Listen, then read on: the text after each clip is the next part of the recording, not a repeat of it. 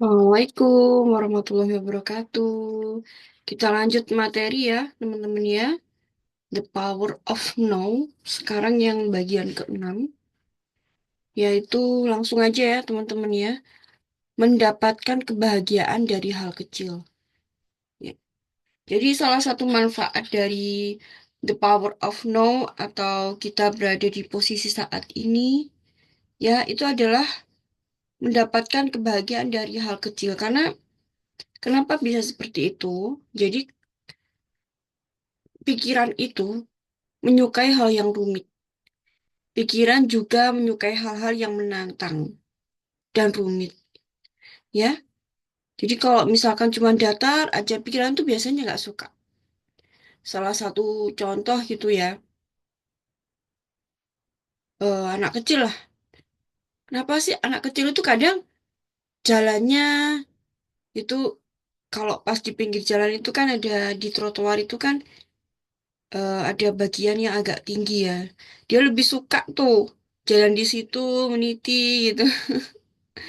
Padahal ada di sebelahnya itu juga jalannya lebih lebar gitu. Ya memang gitu ya. Pikiran itu lebih suka tantangan. Kalau biasa-biasa aja itu ya udah nggak terlalu menarik. Karena itu kan iklan-iklan itu mereka menggunakan bagaimana eh, menantang pikiran.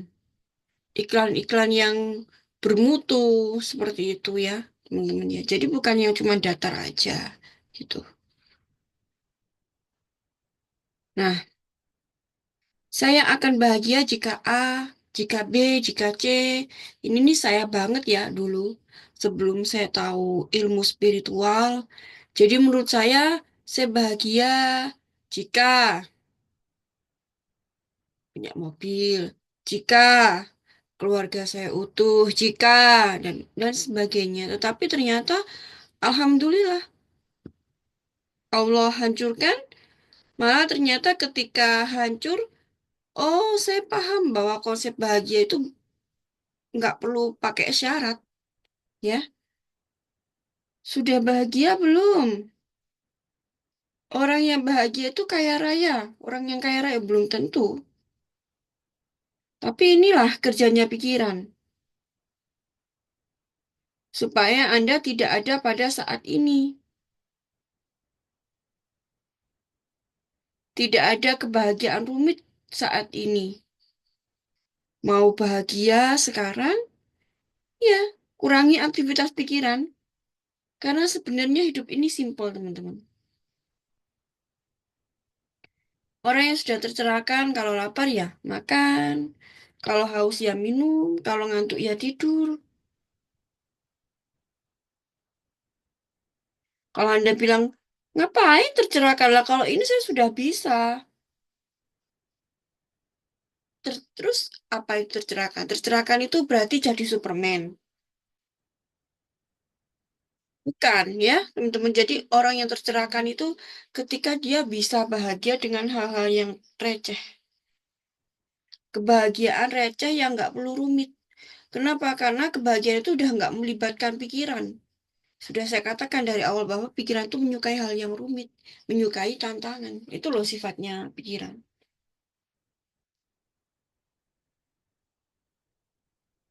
Jadi niatkan kita bisa bahagia sekarang, fokus, niat, bahagia sekarang, bahagia bisa dimanapun, tanpa diperjuangkan. Caranya bagaimana dengan present moment? Dengan sadar penuh hadir utuh di sini saat ini. Ya, bahagia, indah, menyenangkan. Tapi banyak loh orang yang menghindari present moment. Banyak sekali orang yang menghindari present moment. Kenapa? Karena present moment itu harus sadar penuh hadir utuh di sini saat ini. Jadi memang karena bertentangan dengan pikiran. Jadi seperti yang dikatakan tadi bahwa pikiran itu menyukai hal-hal yang rumit dan menantang. Saat pikiran off, maka hal rumit dan menantang itu tidak terlalu ada, itu loh, teman-teman. Ya, jadi belajar meditasi untuk menyadari momen saat ini. Meditasi itu menyenangkan, kita udah tahu manfaatnya, tidak membosankan. Ya, caranya adalah ya Anda harus berada di present moment. Sadar penuh hadir utuh di sini saat ini. Mengapa meditasi itu membosankan? Karena kita tidak melatih pikiran, ya. Ketika kita menghargai hal kecil untuk menjadi bahagia, maka segalanya akan tercukupi. Orang dengan ciri kekurangan akut adalah mereka tidak bersyukur terhadap hal kecil. Syukuri saja hal kecil, maka hal besar itu akan datang. Karena ketika semakin rumit syarat bahagia, maka bahagia akan semakin menjauh. Nah, teman-teman juga sudah belajar kan kemarin kita belajar bersama mengenai morphogenetic ya, field, morphogenetic field itu kan bagaimana kita bisa mengakses M field salah satunya dengan meditasi, dengan hening, teman-teman. Dengan hening berada di present moment, sadar penuh hadir utuh di sini saat ini, ya. Oke, kita lanjut. Saya ini rekamannya dini hari ya, teman-teman ya. Alhamdulillah Allah berikan kemudahan. Yang menurut saya ini udah molor banget teman-teman. Jadwalnya hari Selasa, maaf, hari Sabtu. Ternyata saya baru bisa bikin videonya di hari Rabu. Ya Allah, saya sampai merenung ini tadi ada apa ya dengan saya kok molornya itu panjang banget gitu loh. Harus juga sadar penuh hadir utuh di sini saat ini. Saya sendiri teman-teman bukan berarti bahwa saya tuh udah jago. Enggak, teman-teman. Saya masih belajar. Ya, kita adalah teman seperjalanan.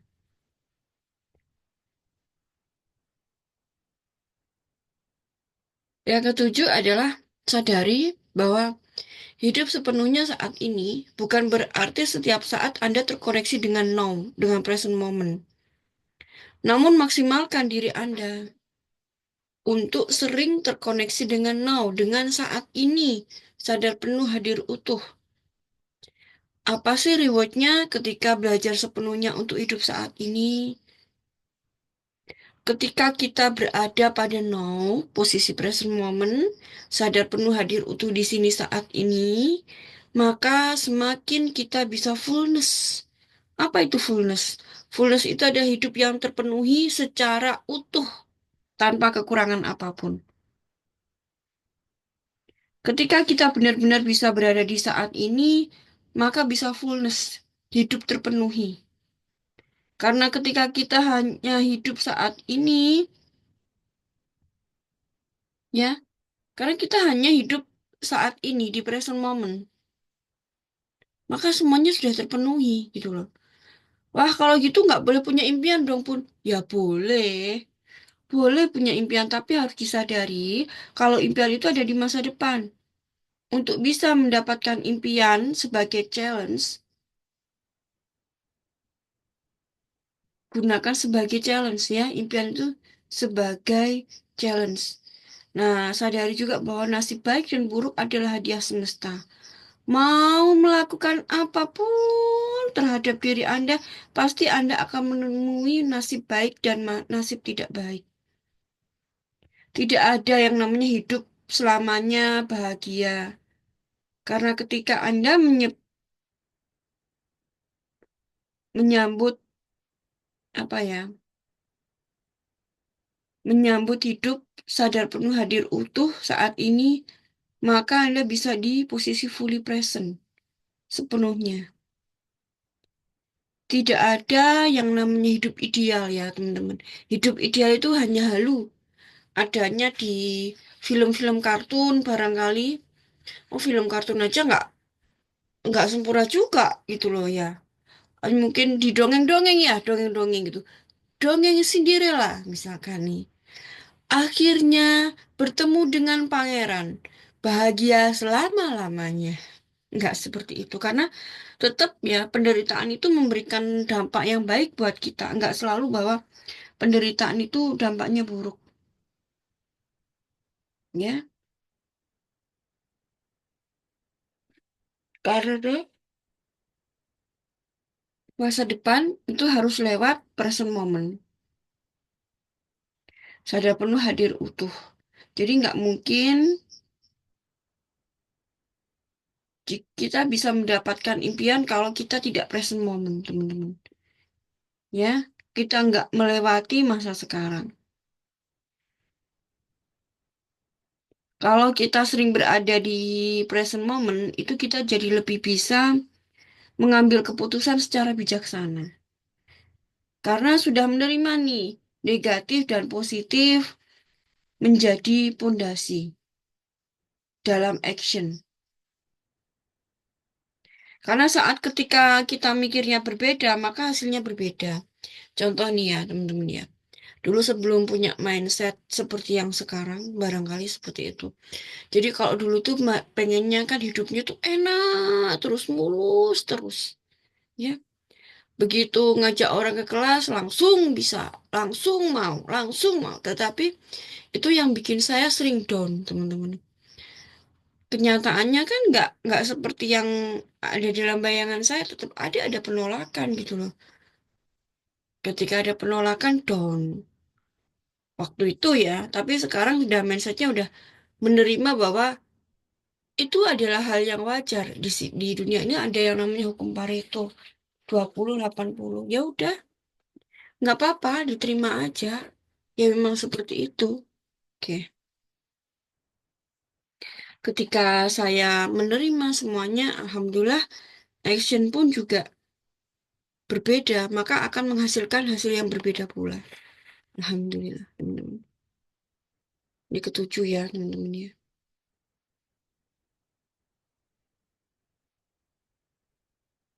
Kedelapan, meditasi adalah alat untuk menyadari saat ini. Bisa membantu dalam present moment, harus dalam kondisi rileks, nyaman, melepaskan pikiran sementara.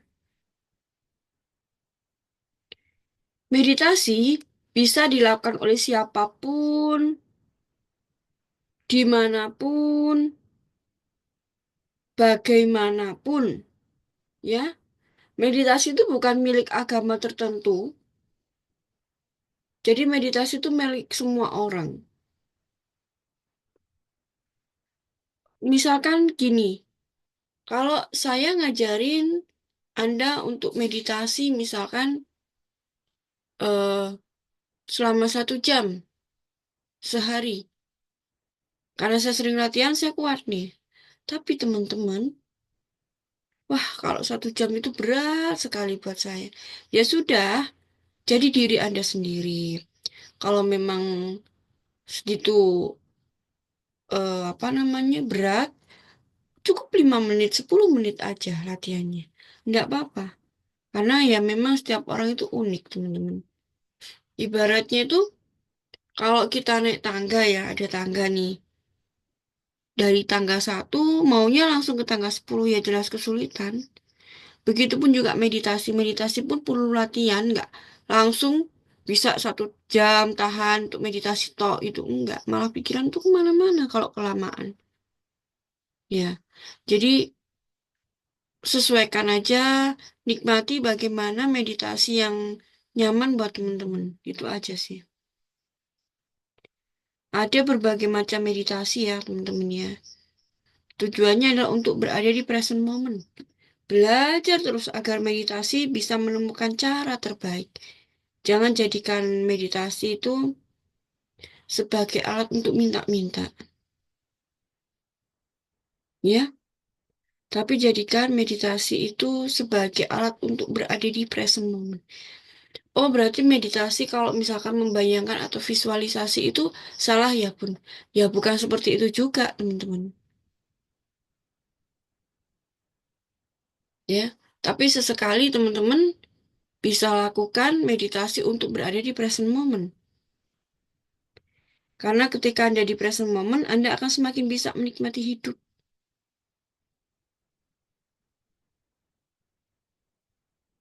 Bahkan mengatur sesuatu. Kenapa? Karena Anda menerima apapun dalam hidup Anda. Anda sudah menyadari semuanya. Anda sudah menerima apapun yang terjadi dalam hidup Anda itu lebih mudah lagi. Ya, oke. Kita lanjut ya, teman-teman ya. Saya juga kepingin banget loh ngadain Zoom. Ya, tapi mau bagaimana lagi? Sekarang kalau malam itu sering hujan deras disertai petir. Saya lebih banyak tidur kalau habis isak gitu. Kalau nggak ada Zoom itu. Tapi akhirnya tengah malam tuh bangun, teman-teman. Tengah malam bangun, nggak bisa tidur lagi. Jadi waktu tidur saya jadi terganggu nih. Kalau nggak nge-Zoom. Pengen banget sebenarnya saya ngadain Zoom lagi sama teman-teman. Tapi ya sementara ini ya kita belum bisa aja sih ya. Kemarin aja Zoom udah beberapa kali terpental, teman-teman. Ya. Ini tadi sudah saya sampaikan bahwa meditasi itu bukan milik agama tertentu. Misalkan saya bisa kuat 5 jam, saya hanya kuat meditasi 10 menit, ya udah lakukan 10 menit, teman-teman. Ya, jangan ekstrim dulu. Oke? Ada berbagai macam meditasi, ya betul. Jadi tujuannya untuk di present moment, niatkan aja meditasi, niat untuk di present moment. Jangan jadikan meditasi untuk mengatur sesuatu, tapi jadikan untuk mudah menerima sesuatu. Ya beda ya. Misalkan ada orang yang suka mengumpat kita, suka mencaci kita. Terus kemudian meditasi membayangkan orang itu berubah. Daripada melakukan hal seperti itu, mending teman-teman terima. Oke, nggak apa-apa. Saya memang dicaci maki oleh si A. Tapi alhamdulillah, caci maki itu bisa bikin saya lebih bersemangat. Misalkan tuh seperti itu ya, teman-teman. Saya juga masih banyak belajar untuk berada di present moment, teman-teman. Yang kesembilan, kita terkoneksi dengan apapun. Ingat materi mengenai dunia dalam dan dunia luar. Esensinya, dunia luar itu terbentuk karena berasal dari dunia dalam. Kita itu akan sulit memahami jika masih berada di dunia luar. Untuk bisa terkoneksi dengan siapapun,